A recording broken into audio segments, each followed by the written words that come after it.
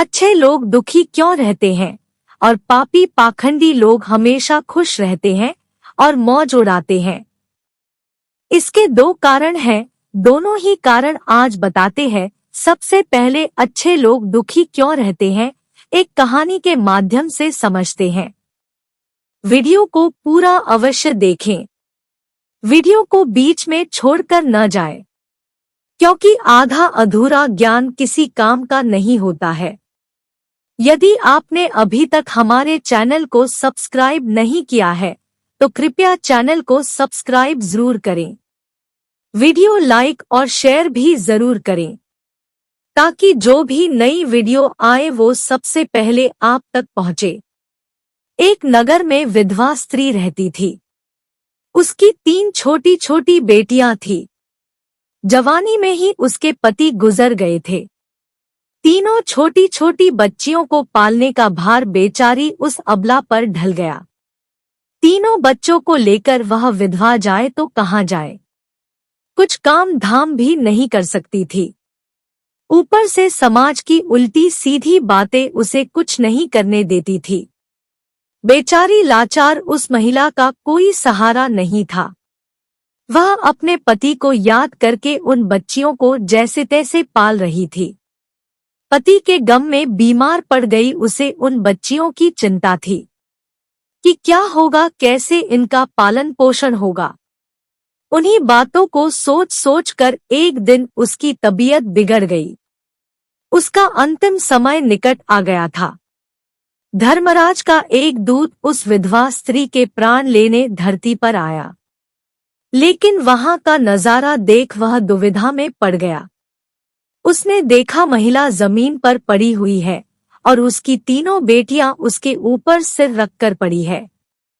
यह देखकर उसको दया आ गई और वह बच्चियां अपनी मां को रो रो कर जगा रही थी।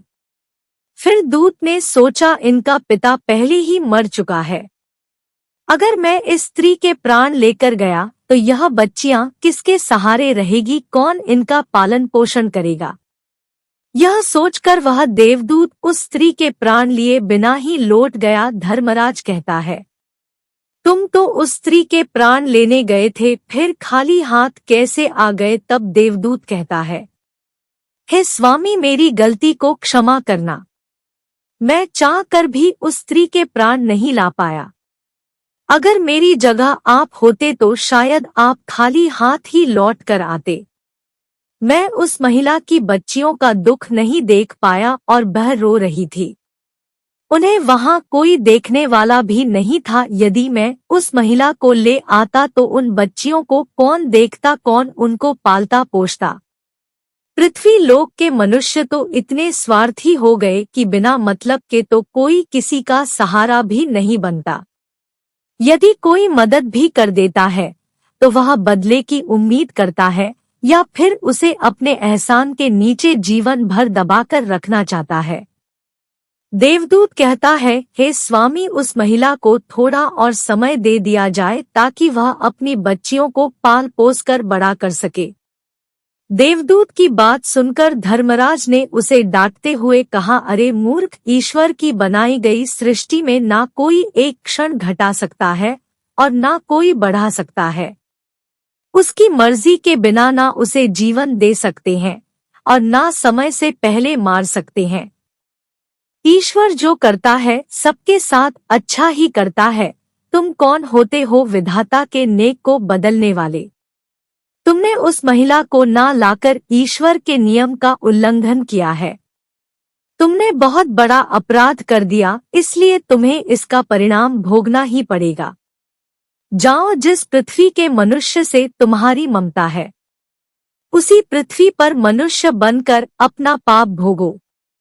देवदूत कहता है, हे स्वामी, धरती लोक से मेरा उद्धार कब होगा और कैसे होगा। धर्मराज कहता है, धरती पर जाकर तुम अपनी मूर्खता पर 3 बार खिलखिलाकर हंस लोगे, तब तुम्हारा उद्धार हो जाएगा। इतना कहकर धर्मराज ने उस देवदूत को धरती पर धकेल दिया। वह धरती लोक पर मनुष्य शरीर में आ चुका था। उसके शरीर पर वस्त्र नहीं थे। यहाँ का एक नियम है, जब मनुष्य जन्म लेता है तो उस समय वह नग्न होता है। देवदूत ने जन्म तो नहीं लिया और वह निर्वस्त्र ही एक सड़क के किनारे पड़ा ठंड से ठिठुर रहा था। वहीं से एक मोची गुजर रहा था। वह मोची अपने बच्चों को ठंड से बचाने के लिए कपड़े लेने जा रहा था। रास्ते में ठंड से ठिठुरते एक नग्न व्यक्ति को देखकर उसे दया आ गई। उसने अपने बच्चे को तो कपड़े नहीं लिए, लेकिन उस देवदूत को कपड़े और कंबल जरूर खरीद लाया और कपड़े लाकर उस देवदूत को दे दिए। देवदूत कहने लगा है, भाई आपने मुझे कपड़े देकर मुझ पर बहुत बड़ा उपकार किया है, लेकिन कपड़े देकर आपने मुझे ठंड से तो दूर कर दिया। ना तो मेरा कोई घर है और ना कोई परिवार, ना कोई भोजन का कोई साधन। तब मोची बोला है, भाई तुम मेरे घर चलो, मैं तुम्हारा सारा खर्चा उठा लूंगा। और वह मोची देवदूत को लेकर घर पहुंचा। उधर मोची की पत्नी ने देखा कि उसका पति बच्चों को कपड़े लेने गया था। कपड़े तो कुछ लाए नहीं, उल्टा एक आदमी को घर बुला लाया है। पत्नी अपने पति से झगड़ने लगी और उसे भला बुरा कहने लगी। यह देखकर वह देवदूत बहुत जोर जोर से हंस पड़ा। मोची ने पूछा, अरे भाई तुम हंसते क्यों हो, ऐसा क्या देख लिया आपने? तब देवदूत ने कहा, भाई मेरी हंसी का रहस्य मैं आपको नहीं बता सकता, समय आने पर मैं तुम्हें स्वयं बता दूंगा। वह देवदूत मोची के घर में रहने लगा और कुछ ही दिनों में उसने मोची का सारा काम सीख लिया। देवदूत के द्वारा बनाए गए जूते और चप्पल खूब बिक रही थी। कुछ ही दिनों में मोची धनवान बन गया। दूर दूर तक उसके जूते फेमस हो गए थे। यहाँ तक कि राजा महाराजा तक उससे जूते बनवाने का आदेश देते थे। जब से देवदूत उसके घर आया था उसकी तो किस्मत ही चमक गई थी। धन की कोई कमी नहीं रही, सब कुछ अच्छा चलने लगा। एक दिन की बात है, राजा का एक सैनिक चमड़ा लेकर उसी मोची के पास आया और बोला, देखो हमारे महाराज इसी चाम के बने जूते पहनना चाहते हैं। यह चाम बड़ा कीमती है, तुम ठीक से इसे एक जोड़ी जूते तैयार कर दो। यह चाम खराब नहीं होना चाहिए, पर ध्यान रखना इस चमड़े के जूते ही बनने चाहिए। भूल से भी इसकी चप्पल मत बना देना। राजा का सैनिक चमड़ा देकर चला गया। इधर मोची ने भी देवदूत को समझाया कि देखो राजा वाली बात है, इसमें कोई गलती ना करना, चमड़ा भी बहुत कम है, इसलिए चमड़ा खराब नहीं होना चाहिए। जूते की वह कह कर गया है तो जूते ही बनाना। गलती से यदि चप्पल बना दी तो राजा हमें कठिन से भी कठिन सजा देगा। मोची के इतना समझाने के बाद भी देवदूत ने चमड़े से चप्पल ही बनाई। चप्पल देखकर मोची की सांसें फूल गई। वह देवदूत को डांटने लगा, यहाँ तक कि डंडा लेकर उसे मारने के लिए दौड़ा। कहने लगा, अबे मूर्ख, तुझे बार बार समझाया कि जूते ही बनाना, लेकिन तूने चप्पल ही बना दी। अब राजा हमें नहीं छोड़ेगा, तू भी मरेगा और साथ में मैं भी मारा जाऊंगा। वह हमारे पूरे घर को फांसी लगवा देगा। मोची को अत्यंत दुखी देखकर देवदूत एकदम से देखकर खिलखिला कर हंसने लगा।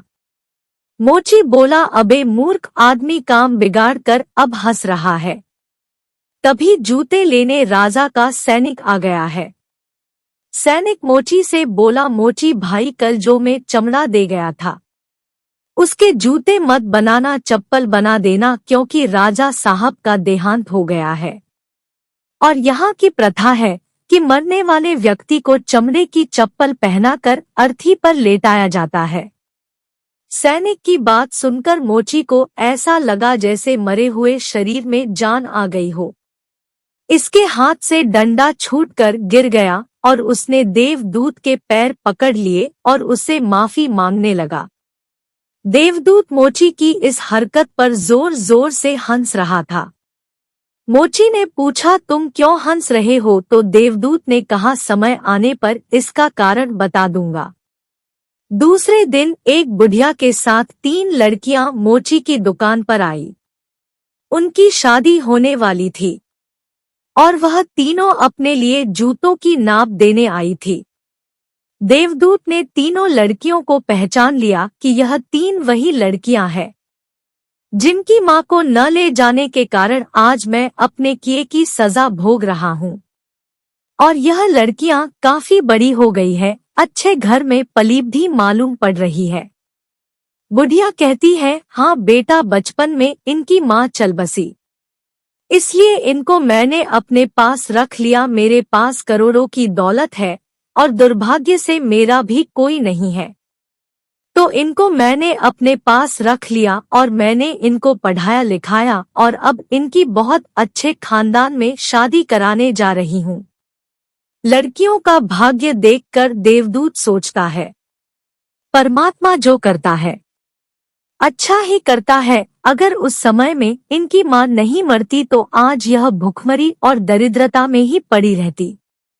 इनकी मां के मरने के बाद आज तीनों लड़कियां बहुत बड़े घराने की बहू बनने जा रही है और इस बुढ़िया की करोड़ों की संपत्ति की मालिक भी बन चुकी है। यह सब देखकर देवदूत अपनी पहले की मूर्खता को सोचकर जोर जोर से हंसने लगा। मोची ने पूछा, आप क्यों हंस रहे हो? अपनी हंसी का कारण बताओ।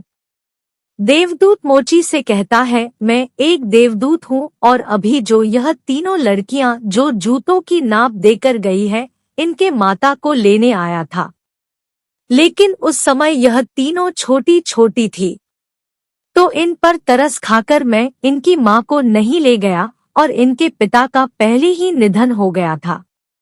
इस कारण मुझे धर्मराज ने श्राप देकर धरती पर भेज दिया। मैं बिना कपड़े के एक सड़क के किनारे पड़ा था।